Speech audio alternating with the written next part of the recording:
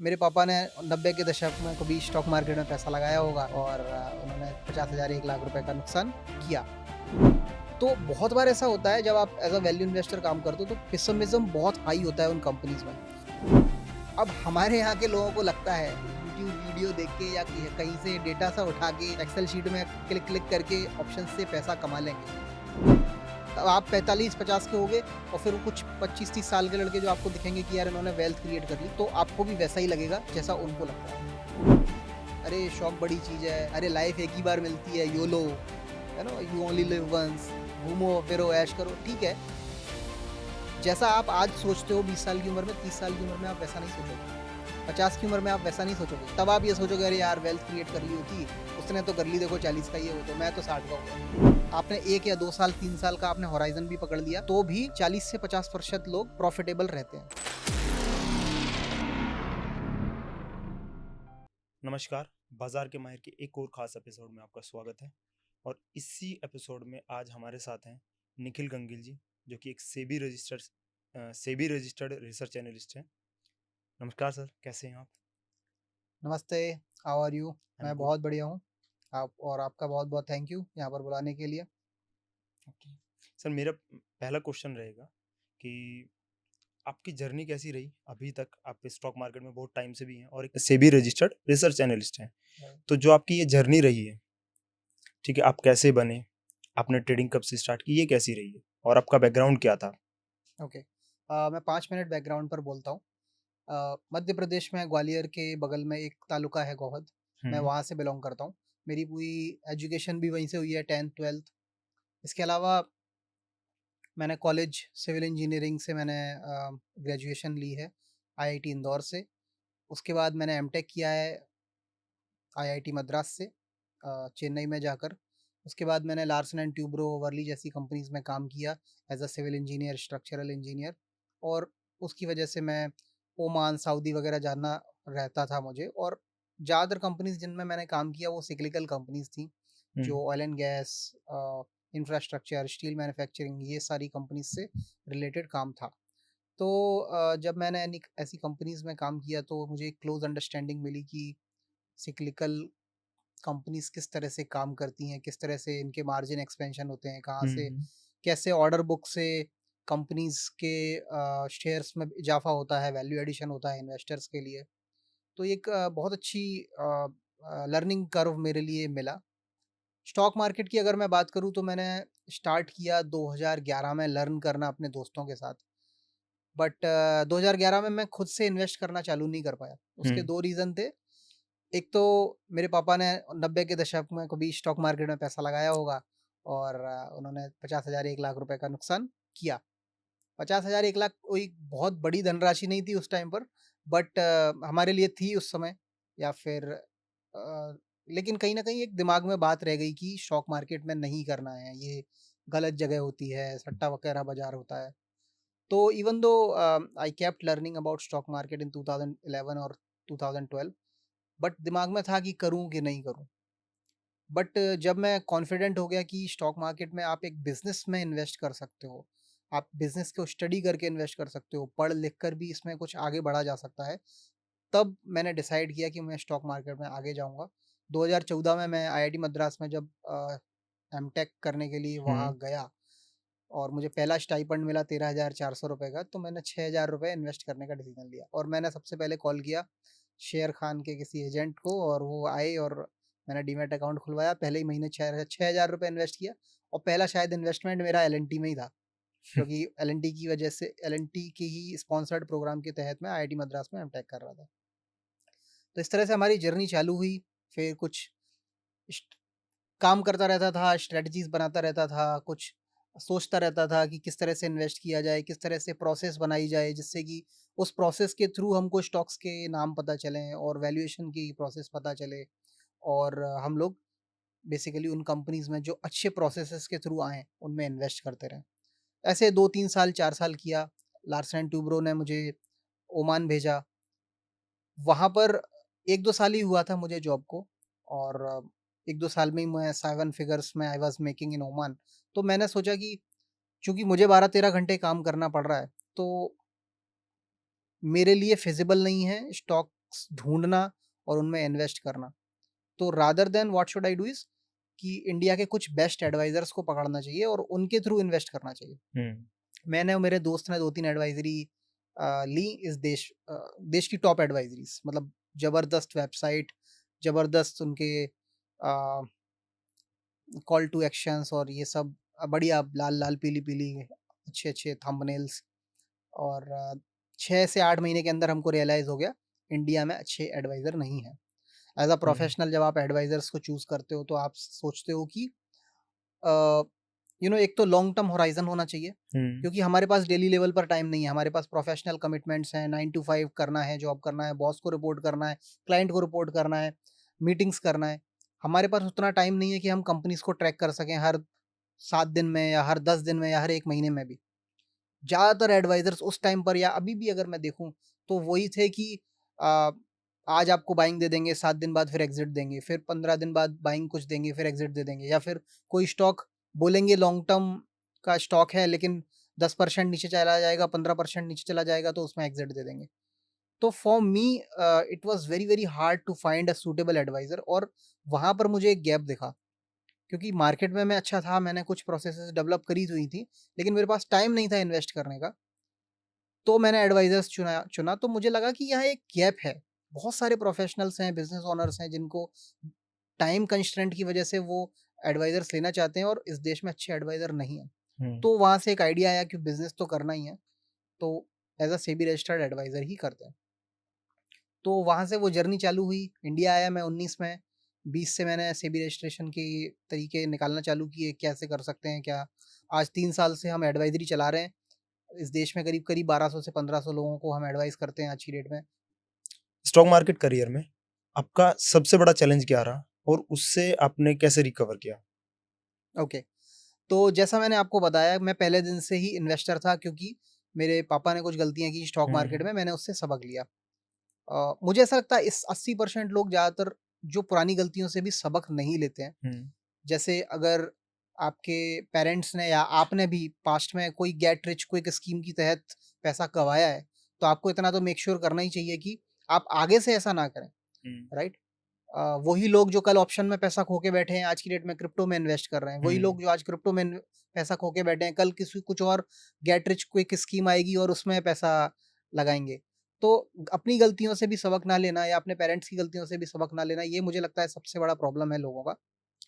कुछ चैलेंजेस हमने जो फेस किए मैं आपको बताता हूँ। हर बुल मार्केट में एक कैटेगरी है momentum investors, option traders, intraday traders, जो कि बहुत अच्छा करते हैं। और सबका बी सबका पार्टिसिपेशन होता ही है उसमें। राइट। और बुल मार्केट आता ही इसीलिए है क्योंकि सबका पार्टिसिपेशन है। और कहीं न कहीं उस टाइम पर आप एज़ अ वैल्यू इन्वेस्टर, आपको कहीं न कहीं ऐसा लगता है कि यार मैं कुछ ना कुछ मिस कर रहा हूँ। क्योंकि मैं वही 30 या 40 या 50% सीएजीआर बना पा रहा हूँ और ये लोग तो 70-70% सीएजीआर बना रहे हैं। ये प्रॉब्लम मेरे साथ हुई 2016 में। और जब खासकर इस टाइम पे ये भी है कि इंस्टाग्राम और यूट्यूब का ज़्यादा ट्रेंड है, राइट, तो लोग उसको भी देख के उस पे भी चीज़ें शेयर करते हैं अपनी बिल्कुल, बिल्कुल। और वहाँ से फॉलो भी करते हैं। 2016-17 में भी जब मैं बात कर रहा हूँ, उस टाइम पर यूट्यूब का बहुत क्रेज़ था। अ, उस टाइम पर 10-20 हज़ार फॉलोवर होना मतलब बहुत बड़ी बात थी बहुत बड़ी बात 16-17 थी। में। तो ऐसा मैं तो वैल्यू इन्वेस्टर के तहत वो कुछ शुरू में 15-17% बनाता था, फिर बुल मार्केट आया 20-22% सीएजीआर भी बनाना चालू किया। लेकिन जब मैं कुछ यूट्यूबर्स को देखा और मैंने ये देखा कि जिस दिन वो स्टॉक देते हैं और वो अपर सर्किट लग जाता है, और जिस दिन वो एग्जिट देते हैं उस दिन लोअर सर्किट लग जाता है, तो मुझे लगा कितना बड़ा ये लोग पैसा कमा रहे हैं और 3-3 महीने 4-4 महीने में पैसा डबल कर रहे हैं। तो वो एक फोमो ने मुझे भी बेसिकली पकड़ लिया 2016-17 में, और मुझे मोमेंटम की तरफ आकर्षित कर लिया। फिर मैंने वो आरएसआई, एसएमएसीडी वही सब जो करते हैं लोग, बॉलिंगर बैंड जो जो सब सारी यूज़ ही करते हैं वो वाला ही सब, हाँ, बेसिकली मैं अच्छा कर रहा था और मैंने इस तरफ गलत डायरेक्शन में आ गया। और 2017 का जैसे ही बुल मार्केट खत्म हुआ, वैसे ही मुझे रियलाइज़ हो गया कि मैंने बहुत बड़ी गलती कर दी है और मैं ऑलरेडी बहुत अच्छा कर रहा था। ज़्यादातर बुल मार्केट में हम जो डिसीज़न लेते हैं, जो मोमेंटम की तरफ या ऑप्शन की तरफ, वो बियर मार्केट तक आते-आते हमको पता चल जाता है कि हमने कितनी बड़ी गलती कर दी है। लेकिन इसमें कैच क्या है? इसमें कैच ये है कि आपको पता नहीं चलता कि बियर मार्केट आ चुका है। 3-4-6 महीने तक तो आपको पता ही नहीं पता ही चलेगा नहीं बियर चलेगा मार्केट है क्या। बियर तब तक मार्केट। आपका कैपिटल वाइप आउट हो चुका होगा। फिर आपको पता चलेगा अरे बियर मार्केट में चल रहा है, क्योंकि बियर मार्केट का कॉन्सेप्ट ही वही है, जब तक 4-6 महीने का लगातार करेक्शन नहीं आएगा तब तक आप बियर मार्केट नहीं बोल सकते उसको। तो ये कुछ गलतियां हमसे जरूर हुई, मेरे से पर्सनली हुई 2016-17 में। और फिर मुझे रियलाइज हुआ कि अगर हम वैल्यू इन्वेस्टिंग को year by year her year करते रहें तो आप मोमेंटम या इन ऑप्शन ट्रेडिंग वगैरह से बहुत ज्यादा अच्छा कर सकते हो। मैं आपको एक छोटी सी कैलकुलेशन बताता हूँ। मैं अगर आप मान लीजिए 2017-18 में आए मार्केट में, मान लीजिए आप मार्केट में 18-19 में आए, 18 और 19 जो है बियर मार्केट का समय था, फिर 20 और 21 में मार्केट में तगड़ा पैसा बना। हाँ। अगर आप value as a value investor आते हो, आपने मान लीजिए 18 और 19 में 15% का लॉस लिया, क्योंकि इन्वेस्टिंग क्योंकि स्टॉक्स जो थे डाउन जा रहे थे, बियर मार्केट था। और अगर आपने बुल मार्केट में 60% का प्रॉफिट किया, और वहीं अगर आप एज अ मोमेंटम इन्वेस्टर आए हो, आपने 18 और 19 में 35% का लॉस किया, और बुल मार्केट में 100% का भी प्रॉफिट किया, जो कि 60 से बहुत ज्यादा है, बहुत ज्यादा। फिर भी आप you will under perform value investor. Value investor in 4 सालों में पैसा डबल कर लेगा, 96% प्रॉफिट्स पा लेगा, और मोमेंटम इन्वेस्टर 70% भी प्रॉफिट नहीं पा पाएगा, 69% भी नहीं।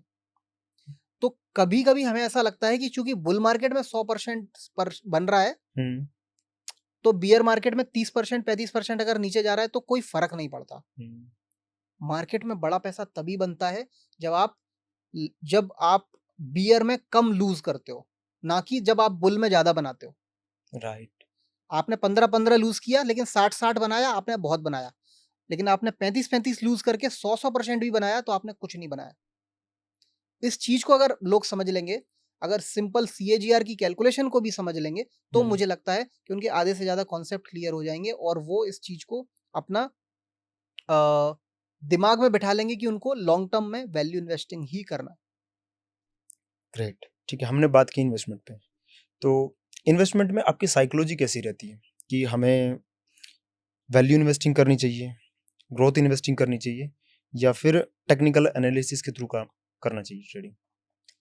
देखिए, टेक्निकल का तो मैंने आपको बताया, 2016-17 में मैं टेक्निकल में घुस गया था और मेरा तो नहीं चला। राइट। जहाँ तक वैल्यू और ग्रोथ की बात है, मैं ऐसा मानता हूँ कि एक वैल्यू इन्वेस्टर को कभी भी ग्रोथ को अंडर एस्टिमेट नहीं करना चाहिए, but at the same time एक ग्रोथ इन्वेस्टर को कभी भी वैल्यू को अंडर एस्टिमेट नहीं करना चाहिए। और अगर आपने वैल्यू और ग्रोथ में एक सामंजस्य बिठा लिया, तो वहां से एक बड़े तगड़े मल्टीबैगर्स आपके बनेंगे। और हमारी जो अप्रोच है इसी के अराउंड है। हम ऐसी कंपनीज जिन्होंने अच्छी ग्रोथ दी है पिछले 10 साल में, 15 साल में, वो जब वैल्यू जोन में होती है, मान लीजिए कुछ रेगुलेशंस की वजह से, कुछ बॉटलनेक्स की वजह से, गवर्नमेंट के रेगुलेशंस की वजह से, या कंपटीशन की वजह से, कैपेक्स की वजह से, कुछ कंपनीज में पिछले 2-3 साल में एक मंदी आई हुई है, लेकिन अगर उन्होंने 10-12 साल में बहुत अच्छी ग्रोथ दी है, हम ऐसी ही कंपनीज को पकड़ते हैं। क्योंकि जब ग्रोथ वैल्यूएशन से मैच करता है, वो कंपनीज आपको 10 गुना 20 गुना भी बड़े बड़े रिटर्न्स देती हैं। ऐसी कोई कंपनी का नाम है, एग्जांपल देना चाहेंगे? अभी अगर मैं अभी की ही बात करूं, 2 दिन पहले ही हमने एक कंपनी एग्जिट करी है 600 रुपए पर, मैराथन नेक्स्ट जेन। 2000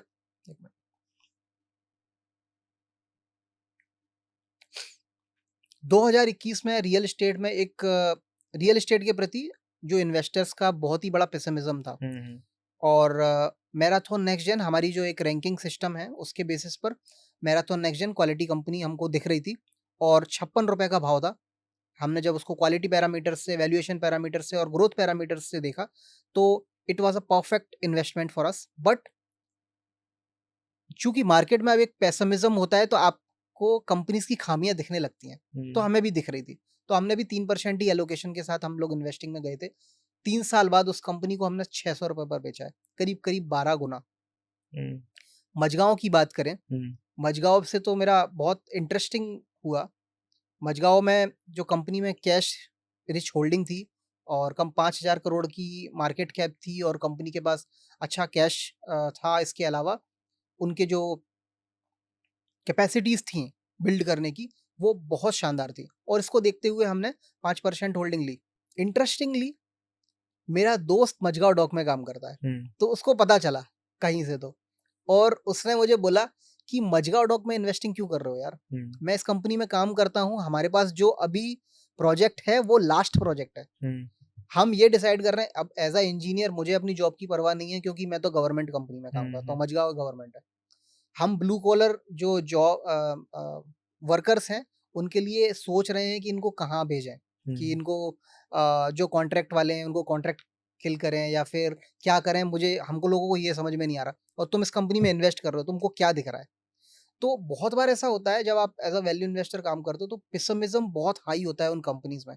265 के अराउंड मैंने कंपनीज पर एंटर किया, 2250 पे हमने ज़्यादातर होल्डिंग बेची, जो कि 9 गुना होता है। और कुछ होल्डिंग जो मैं होल्ड कर रहा था वो मैंने 4800 पे बेचा, जो कि 18 से 19 गुना कंपनी में करना। और सोचिए आपका 5% होल्डिंग है, तो उससे ही बड़ा पैसा बनता है। ऐसे ही 4-5 स्टॉक अगर आप पोर्टफोलियो में आ जाते हैं तो वहाँ से बड़ा पैसा बनता है। अगर ऑटो सेक्टर की मैं बात करूँ, 2019 में एक बहुत बड़ा पेसिमिज्म था। BS4 BS6 का एक बहुत बड़ा इशू चल रहा था। Government wanted auto sector companies to go to BS6 and they were operating at BS4, and because of that auto ancillary companies में भी एक अच्छा तगड़ा करेक्शन मिला, क्योंकि ऑटो एंसिलरी कंपनीज भी क्या है, वो भी सिर्फ माल प्रोड्यूस करके ऑटो कंपनीज को ही देते हैं, राइट? राइट। तो कुछ कंपनीज थी जैसे कि फीएम इंडस्ट्री और जीएनए एक्सेल, इनमें 50-50 60-60% करेक्शन देखने को मिला 1 और 2 साल के अंदर। तो जब 2019 में हमने वैल्यूएशन देखे, ग्रोथ देखी, दोनों में ही शानदार ग्रोथ और शानदार valuation. GNA axle axle shaft बनाती है, फीएम इंडस्ट्री ऑटोमेटिव लाइटिंग बनाती है। चाहे BS4 आए या BS6 आए, दोनों ही कंपनीज अपना अपना काम करेंगी, राइट? आज हम जब मार्केट को देखते हैं तो मार्केट 2 पार्ट में डिवाइड है, ईवी और non EV companies, right. But 2019 में ऐसा कोई इशू ऐसा नहीं था। कुछ इशू था ही नहीं उसमें। और हमने इन कंपनीज में इन्वेस्ट किया। आज की डेट में कंपनीज, दोनों कंपनीज ने 6-6 7-7 गुना हमको रिटर्न बना कर दिया है। और आज लोग फीएम इंडस्ट्री को बाय करने की सलाह देते हैं, क्योंकि वो किसी तो ईवी मैन्युफैक्चरर को ऑटोमेटिव लाइटिंग सेंड कर रही है। तो ये इशू चेंज होते रहेंगे ओवर द टाइम, बट आपको फोकस करना है एक कंपनी के ऑब्जेक्टिव पर और कंपनी के जो कोर बिजनेस है उस पर। ये इश्यूज चेंज होते रहेंगे, ये मीडिया की हेडलाइंस चेंज होती रहेंगी, बट अगर आपने बिजनेस को समझ लिया तो सब कुछ समझ लिया। हम सेक्टर वाइज कैसे सेलेक्ट करते हैं स्टॉक्स को? मतलब कि अगर हमें ऑटोमोबाइल में जाना है, रियल एस्टेट में जाना है, या फिर टेक्नोलॉजी की फील्ड में जाना है, तो हम उनको कैसे सेलेक्ट करें? पहले तो ये चीज थोड़ा सा एक्सपीरियंस से भी आती है, लेकिन इसको समझने के बहुत सिंपल तरीके हैं। अगर ऑब्जेक्टिव तरीके देखें तो अगर आप निफ्टी इंडेक्स को देखो या निफ्टी स्मॉल कैप इंडेक्स को देखो, और उसके अगेंस्ट में जब आप कैलकुलेट करते हो इंडेक्स की परफॉर्मेंस, जो इंडेक्स आपके सेक्टरल इंडेक्स जो होते हैं, जैसे कि आप निफ्टी रियल्टी है या फिर निफ्टी आईटी है, इनके आप इंडेक्सेस की परफॉर्मेंस देख सकते हो। दूसरा तरीका है एक साइकोलॉजिकल तरीका, आप ऐसे सेक्टर्स को ढूंढो जिनमें स्टॉक में कोई ग्रोथ नहीं आई है, स्टॉक में, ना कि बिजनेसेस में। बिजनेस अच्छा कर रहे हैं, स्टॉक्स ने कुछ नहीं किया है, इनफैक्ट स्टॉक करेक्ट हुए हैं पिछले 2 साल में, 3 साल में अच्छा खासा करेक्ट हुए हैं।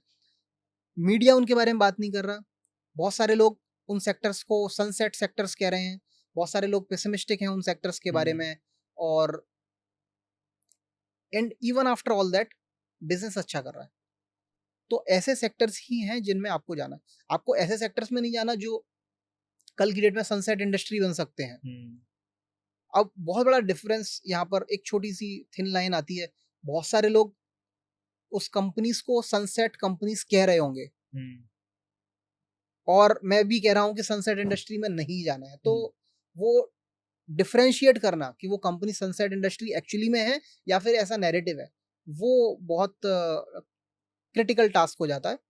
अगर आप ऐसी कंपनीज को फिगर आउट कर सकते हो, ऐसे सेक्टर्स को फिगर आउट कर सकते हो, तो definitely huge scope is ahead.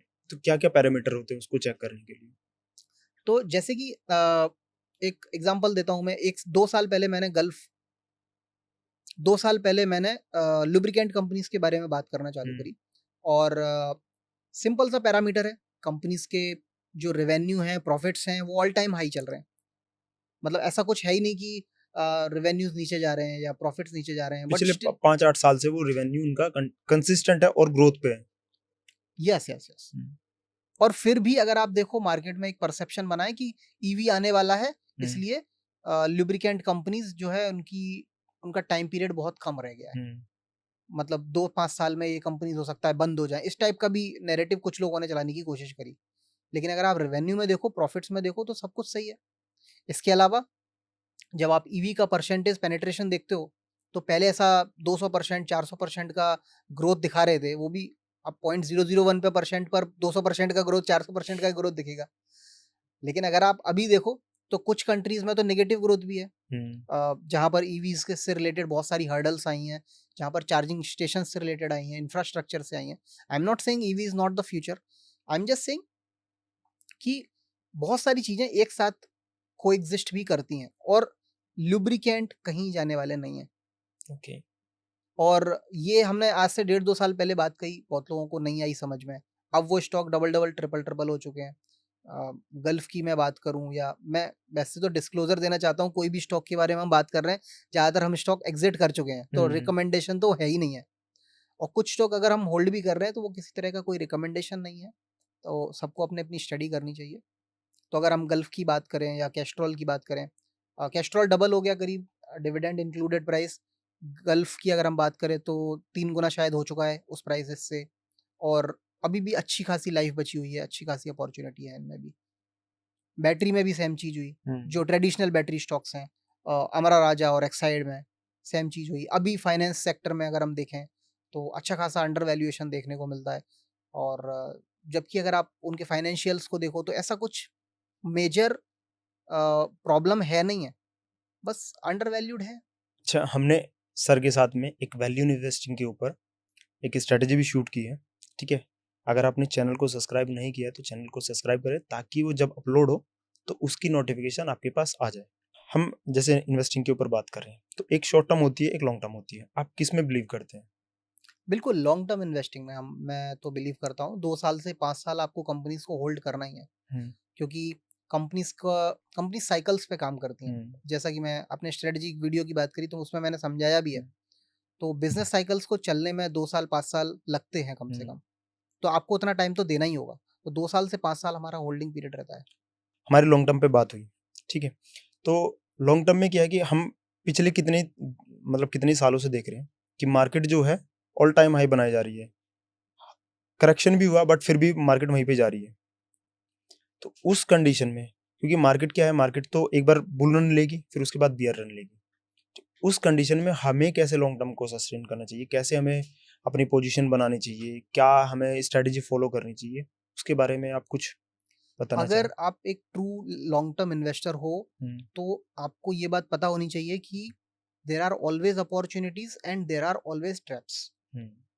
मतलब even though market all time high पर है, कहीं ना कहीं अपॉर्चुनिटी मार्केट में होगी, कोई ना कोई पॉकेट्स ऐसे होंगे जहां मार्केट स्टॉक्स अंडर वैल्यूड है। और even though market is hugely under valued, तब भी कहीं ना कहीं ऐसे पॉकेट्स होंगे जो ओवर वैल्यूड होंगे, जो ट्रैप होंगे। जैसे कि अगर मैं मार्च 2020 की बात करूं, आपने कुछ भी खरीद लिया होता ना, कुछ भी खरीद लिया होता, तो आपका पोर्टफोलियो 5 गुना 6 गुना हो गया होता अभी तक 2024 तक, या 2021-22 में ही हो गया होता अगर आप लकी हो तो। लेकिन मैं कुछ ऐसे लोगों को जानता हूँ जिन्होंने हिंदुस्तान यूनिलीवर खरीदा। उसके पीछे उनका लॉजिक ये था कि इवन दो मार्केट नीचे जा रहा है या इंडेक्स नीचे जा रहा है, हर दिन 2% 4% नीचे जा रहा है, हिंदुस्तान यूनिलीवर न्यू हाईज बना रहा है। तो यहाँ पर वो जो मोमेंटम इन्वेस्टिंग है वो आपको धोखा दे सकती है। मोमेंटम इन्वेस्टिंग के हिसाब से हिंदुस्तान यूनिलीवर अच्छा खासा कर रहा था, और एक रिलेटिव स्ट्रेंथ थी हिंदुस्तान यूनिलीवर में, और 26-27 सौ रुपए पर भाव चल रहा था। आज 4 साल हो गए, हिंदुस्तान यूनिलीवर 2800 रुपए पर गई, राइट। तो ये होता है जब आप स्टॉक्स को ओवर वैल्यूड खरीदते हो। इवन दो आप सोचो 2020 के टाइम पर जब पूरा मार्केट अंडर वैल्यूड था, तब हिंदुस्तान यूनिलीवर ओवर वैल्यूड था। इसके अलावा 2021-22 की बात करें, एशियन पेंट्स 120-140 के पी बाई ई को भी इसने शायद एक बार टच किया है, और उस टाइम पर बहुत सारे लोगों ने एशियन पेंट्स में इन्वेस्ट किया। और सबसे फैसिनेटिंग बात यह है कि जब ये स्टॉक्स सबसे प्रीमियम वैल्यूएशन पर चल रहे होते हैं, तभी सबसे ज्यादा फैसिनेशन भी इन्वेस्टर्स का इन स्टॉक्स में होता है। मुझे नहीं पता क्यों होता है, सबसे ज्यादा पीआर इन्हीं का तभी चलता है, या ऐसा होता होगा, या न्यूज ज्यादा से ज्यादा कवर इनको तभी करती है, या तो कोई डंप बड़ा आदमी डंप कराने के लिए हम्म चलाता होगा इनका पीआर, मुझे नहीं, ये सब नहीं पता। लेकिन सबसे ज्यादा फैसिनेशन रिटेल इन्वेस्टर्स में इन स्टॉक्स का तभी होता है। यही आप हिंदुस्तान लीवर को 25 के पीबाई पे खरीदने को बोलोगे ना, सेम कंपनी, सेम ग्रोथ, सब कुछ सेम, सेम प्रोडक्ट्स, तो बंदा थोड़ा सा हो सकता है बोलेगा कि थोड़ा सा झिझक सकता है। हम्म। लेकिन अगर आप 70 के पीबाई पर बोलोगे तो वही उचक उचक के लेते हैं। तो पता नहीं क्या है ये साइकोलॉजी, मुझे भी समझना है, बट बहुत फैसिनेटिंग है ये साइकोलॉजी। तो at any given point of time there are opportunities also, there are traps also. ठीक है, अभी जैसे हम बात इन्वेस्टिंग के ऊपर कर रहे हैं, थोड़ी सी बात ट्रेडिंग पे भी कर लेते हैं। जैसे क्योंकि मार्केट में आज के टाइम पे लोग बहुत बहुत सारे लोग ऐसे हैं जो ऑप्शन ट्रेडिंग से बहुत ज्यादा फैसिनेटेड है। तो ऑप्शन ट्रेडिंग को लेके आपका क्या नजरिया है? मैं आपको एक बहुत इंटरेस्टिंग चीज बताता हूँ। मेरे एक दोस्त हैं, विनय सुनेजा, वो मेरे कॉलेज मेट भी रहे हैं। एंड फिर उसके बाद उन्होंने यूएसए जाकर प्रिंसटन यूनिवर्सिटी से डेटा एनालिसिस में एमएस किया, और वो आज की डेट में $1 मिलियन कंपनीज को डेटा एनालिसिस में कंसल्टेंसी देते हैं। सैलरी भी उनकी मतलब कुछ तो करोड़ों में होगी, मुझे नहीं पता।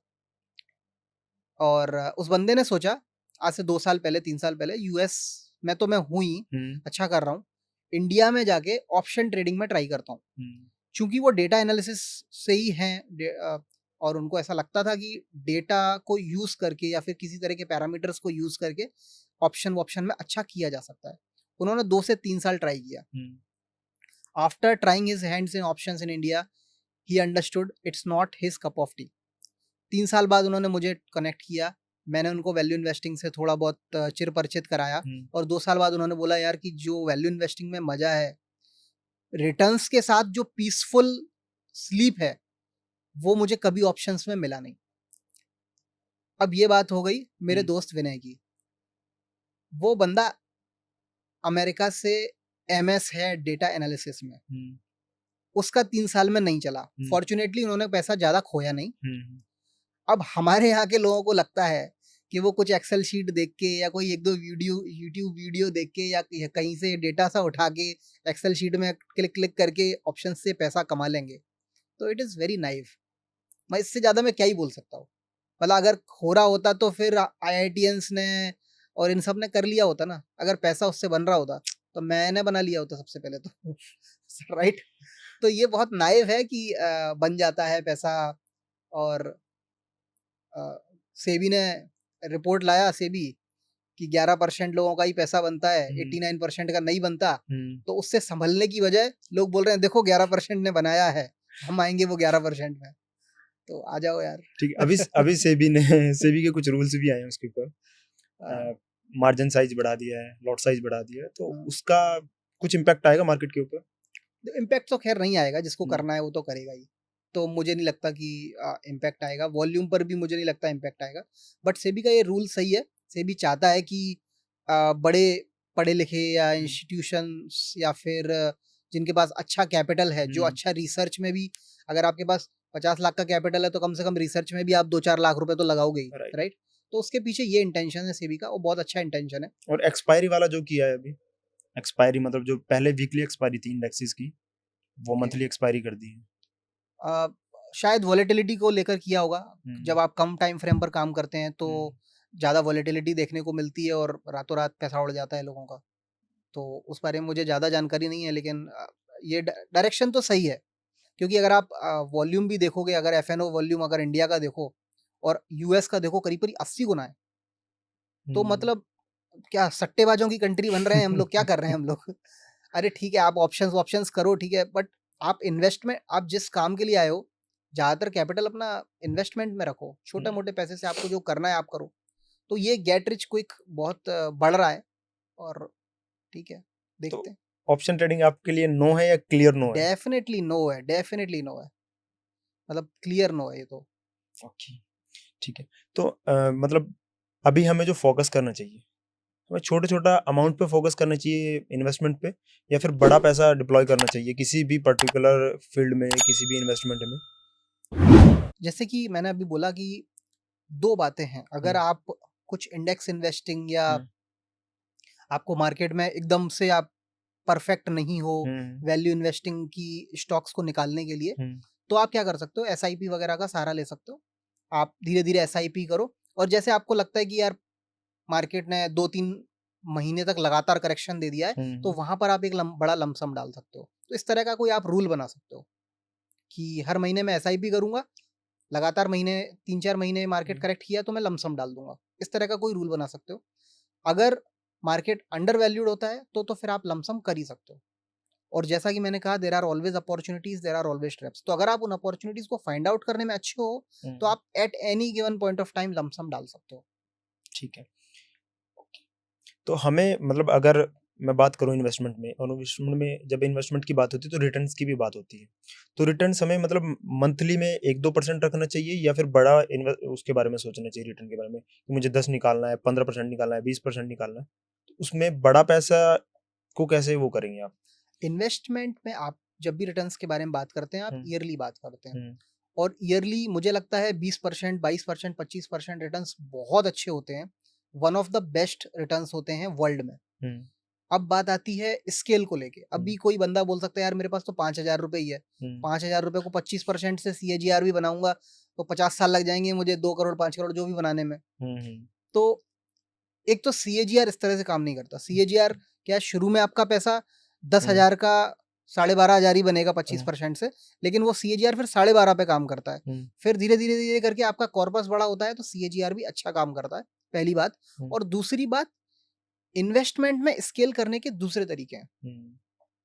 अगर आपको मान लीजिए कि अगर आप मार्केट में अच्छे हो, 2 साल 3 साल आपने मार्केट में गुजारा और आप मार्केट में अच्छे हो, तो आप कैपिटल तो आप कहीं से भी जुगाड़ सकते हो। आप 5 साल आपने मार्केट में अच्छे सीएजीआर्स बनाए, आप कैपिटल्स वही, जैसा विजय केडिया जी कहते हैं, बैग बोरो स्टील, आप कुछ भी कर सकते हो, राइट? तो चूंकि इसमें वॉलेटिलिटी कम है, चूंकि इसमें आपको एक कॉन्फिडेंटली आपको एक पता चलता है कि आप अच्छा रिटर्न्स बना सकते हो, और 2 साल 5 साल का 7 साल का होल्डिंग पीरियड है, तो वो जो बैग बोरो स्टील वाली बात है, वो करने में भी आपको ज्यादा कॉन्फिडेंस आता है, क्योंकि आपको ज्यादा पीसलेस नाइट्स नहीं गुजारनी है, राइट? तो आपको होल्डिंग पीरियड आपके साथ काम करता है, टाइम आपके साथ काम करता है। तो इन्वेस्टिंग में स्केल करने के वो तरीके हैं। मोस्ट डेस्परेट क्लास एज क्या है मार्केट में अभी? मतलब जो ट्रेडर आ रहे हैं वो यंग हैं, 30 प्लस हैं, 40 प्लस है, वो क्या है उसका मैं रेशो? आपको बहुत इंटरेस्टिंग डेटा पॉइंट शेयर करता हूँ। 3 साल हो गए हमको एडवाइजरी में, और जब हम बात करते हैं कि ज़्यादा डेस्परेट कौन होते हैं मार्केट में, तो ज़्यादातर लोगों का आंसर होता है कि यार 20 से 25-30 साल के जो लड़के होते हैं, इनको बहुत डेस्परेटनेस है, इनको तो 1-2 साल में ही अमीर बनना है। और जो 30 साल के होते हैं वो कम डेस्परेट होते हैं, 40 साल के और भी कम डेस्परेट, और 50-60 साल के तो उनके अंदर तो पेशेंस कूट-कूट के भरा हुआ है, और मतलब wise, they are very wise in life. 3 साल के एक्सपीरियंस से मुझको एक बात समझ में आई है, सबसे बड़ा डेस्परेट एज क्लास अगर इस देश में कोई है, तो वो जो न्यूली रिटायर्ड 60 साल के हैं, 62 साल के हैं, उनमें एक अच्छा खासा डेस्परेशन देखने को मिला है। सबसे ज़्यादा अगर हार्ड टाइम हमको किसी ने दिया है, तो वो उन्होंने दिया है। उसके पीछे जब मैंने रीज़न्स जानने की कोशिश करी तो 2-3 रीज़न मुझे मिलते हैं कि ज़्यादातर टियर 1 सिटीज़ में हम 60 साल, 62 साल के लोगों को देखते हैं, जब वो रिटायर होते हैं, तो उन्होंने उनके पास एक घर होता है, गाड़ी होती है, और बच्चों की एजुकेशन उन्होंने कर दी होती है। वो डेट फ्री होते हैं, बट उन्होंने इतना ही अचीव किया होता है। और जब वो देखते हैं कि 35 साल, 40 साल के आजकल के लड़कों ने, जिन्होंने 10 साल पहले स्टॉक मार्केट में इन्वेस्ट करना चालू किया, इतना वेल्थ क्रिएट किया है, तो वो एक चीज़ उनके अंदर आती है कि यार इतना मैं 60 तक नहीं कर पाया, ये 35 से 40 में कर लिया। दूसरी बात, आप रिटायर हो चुके हो और आपको कुछ ना कुछ करना है, राइट? पैसा बनाना है, यूज़फुल होना है, तो वो एक चीज़ हमेशा रहती है। तो कहीं न कहीं ये 2-3 ऐसे कारण हैं, और वाइफ़ तो है ही है। 2-3 ऐसे कारण हैं कि मुझे ऐसा लगता है कि जो 60 इयर्स ओल्ड हैं, उनमें डेस्परेशन मैंने पर्सनली बहुत ज़्यादा देखी है। ये चीज़ मैं आपको इसलिए भी बता रहा हूँ क्योंकि हम अभी 25-30 इयर्स ओल्ड हैं। ज़्यादातर आप कुछ लोगों से मिलोगे 25-30 इयर्स ओल्ड में, आप सैलरी बना रहे हो, आपने खर्चा कर दिया, पार्टी कर ली, फिर आपको प्रमोशन मिल गया, आपने मोबाइल ले लिया, फिर और बड़ा प्रमोशन मिल गया, आपने गाड़ी ले ली, फिर और बड़ा प्रमोशन मिला, आप थाईलैंड घूमने चले गए। तो कहीं ना कहीं आप भी वही पैसा पूरा जो आपके पास आ रहा है, एक्सेस में भी आ रहा है, कभी कम भी आ रहा है, उसको एक्सपेंड कर रहे हो। और जब आप स्पेंड कर रहे हो तो आप भी उसी डायरेक्शन में जा रहे हो। तब आप 45-50 के हो गए, और फिर वो कुछ 25-30 साल के लड़के जो आपको दिखेंगे कि यार इन्होंने वेल्थ क्रिएट कर ली, तो आपको भी वैसा ही लगेगा जैसा उनको लगता है जो आज अभी की के टाइम के जो आज एज की डेट में रिटायर्ड पर्सन, रिटायर्ड है रिटायर्ड जो उनको पर्सन। लग रहा है। यस। तो मुझे ऐसा लगता है कि यंगस्टर्स को उस चीज से सीख लेना चाहिए कि हम we don't end up like that. हम वेल्थ क्रिएशन पे, क्योंकि यंगस्टर्स में ज्यादातर आप देखोगे तो अरे शौक बड़ी चीज है, अरे लाइफ एक ही बार मिलती है, योलो, है ना, यू ओनली लिव वंस, घूमो फिरो ऐश करो। ठीक है, जैसा आप आज सोचते हो 20 साल की उम्र में, 30 साल की उम्र में आप वैसा नहीं सोचोगे, 50 की उम्र में आप वैसा नहीं सोचोगे। तब आप ये सोचोगे अरे यार वेल्थ क्रिएट कर ली होती, उसने तो कर ली, देखो 40 का ही है वो, तो मैं तो 60 का हो गया। तब आप नहीं सोचोगे योलो। ठीक है। तो अगर बात की जाए, परसेंटेज में बात की जाए, हर चीज में अगर बिजनेस में बात की जाए, 1% लोग ही सक्सेसफुल होते हैं, ठीक है, और 1% ही लोग ऐसे होते हैं जॉब्स में भी जो एक high level high paid job करते हैं, ठीक है। तो मुझे लगता है कि इन्वेस्टमेंट में भी यही है कि 99% ऐसे लोग होते हैं जो वेल्थ इन्वेस्टमेंट नहीं करते हैं, अपने वेल्थ पे काम नहीं करते हैं, वो सिर्फ एंजॉय करते हैं, लाइफ को जीते हैं। और सिर्फ 1% लोग ही हैं जो इन्वेस्टमेंट करते हैं, अपनी वेल्थ क्रिएशन पे काम करते हैं, इन्वेस्टमेंट करते रहते हैं कंसिस्टेंटली। तो वही लोग मुझे लगता है कि वो आगे जाके बड़ा पैसा बनाते हैं इसमें। बिल्कुल, वो तो 80-20 का रूल है। सिंपली जो 80% वेल्थ है वो हमेशा 20% के पास होने वाली है, और 20% वेल्थ है जो बाकी 80% में डिस्ट्रीब्यूट होने वाली है। तो और उसका कारण यही है, हम जितना डिस्ट्रैक्ट होंगे लाइफ में उतना हम लोग ज़्यादा अच्छा नहीं कर पाएंगे। बट अगर इन्वेस्टमेंट में अगर मैं बात करूं कि वेल्थ डिस्ट्रीब्यूशन की बात, तो ज़्यादातर अगर आपने 1 या 2 साल 3 साल का आपने होराइजन भी पकड़ लिया, तो भी 40 से 50% लोग प्रॉफिटेबल रहते हैं। अगर आपने 3 साल का होराइजन पकड़ लिया तो 40 से 50% प्रॉफिटेबल रहते हैं। उसमें से वेल्थ कितने क्रिएट कर पाते हैं वो फिर से थोड़ा सब्जेक्टिव हो जाता है, 5-7%, 10%, but still better than trading and all. तो मेरा लास्ट क्वेश्चन रहेगा कि अभी जो मार्केट का जो सिनेरियो चल रहा है, बुल रन चल रहा है, तो इससे लोग बहुत ज्यादा फैसिनेट हो रहे हैं कि भाई हमें भी प्रॉफिट करना है, हमें भी एंटर करना है स्टॉक मार्केट में। तो जो नए लोग आ रहे हैं मार्केट में, उनके लिए आपकी क्या एडवाइस रहेगी, क्योंकि आप एक सेबी रिसर्च एनालिस्ट हैं, तो आपकी उनके लिए क्या एडवाइस है? बी वेरी वेरी डिफेंसिव, क्योंकि मार्केट ओवर वैल्यूड, उसके बाद अगर आपने स्टॉक भी ओवर वैल्यूड ले लिए, तो आपका कैपिटल वाइप आउट होना पूरी तरह से एक पॉसिबिलिटी है। और इसीलिए be very very defensive. Market अगर ओवर वैल्यूड है तो एटलीस्ट हम तो स्टॉक ऐसे खरीदें जो अंडर वैल्यूड है। तो इवन दो मार्केट करेक्ट करे कल 20%, हमारे स्टॉक 5% करेक्ट हो, और जब फिर से मार्केट भागे तो हमारे स्टॉक्स फिर से मल्टीबैगर्स की तरफ भागे। तो कुछ ऐसा कीजिए जो आपको अगर मदद लेनी है आप मदद ले सकते हैं, म्यूचुअल फंड्स से मदद ले सकते हैं, सेबी रजिस्टर्ड अच्छे एडवाइजर्स हैं उनसे मदद ले सकते हैं, लेकिन ऐसे मार्केट में पूरा ऑल इन करके मत डालिए, क्योंकि ये बहुत लॉस मेकिंग स्ट्रेटजी हो सकती है। ठीक है, लास्ट में करते हैं एक रैपिड फायर राउंड। बस मैं आपके 2 ऑप्शन दूंगा, आपको सिर्फ एक सेलेक्ट करना है, एक बताना है, लॉन्ग टर्म इन्वेस्टमेंट या फिर short term investment? Long term. Dividend stock या फिर growth stock? Growth. Large cap और स्मॉल कैप? स्मॉल। बॉन्ड्स और stocks? Stocks. Blue chip stock या फिर पेनी स्टॉक्स? बीच में स्मॉल और मिड कैप। एसआईपी करें या फिर लमसम? लमसम। आईपीओ या secondary market? Secondary market. Capital gain या फिर dividend income? Capital gain. Technical indicators और या फिर candlestick? Fundamentals. Fundamentals. Yes, fundamentals and valuation. Okay, thank you so much sir, आपसे Thank you. बात करके बहुत मजा आया, और आई होप ये वीडियोस आपको बहुत अच्छी लगेगी। तो कीप वॉचिंग एंड सब्सक्राइब बाजार के माहिर। Thank you, thanks a lot. अगर आपके भी कोई फेवरेट ट्रेडर हैं जिन्हें आप बाजार के माहिर पर देखना चाहते हैं तो हमें कमेंट बॉक्स में ज़रूर बताएं, हम उन्हें इनवाइट करेंगे। और हाँ, अगर आप एक ट्रेडर हैं और अपनी जर्नी बाजार के माहिर पर शेयर करना चाहते हैं तो डिस्क्रिप्शन में दिए फॉर्म को ज़रूर भरें। ऐसे ही और वीडियोस देखने के लिए चैनल को सब्सक्राइब करें और बेल आइकॉन भी प्रेस कर दें।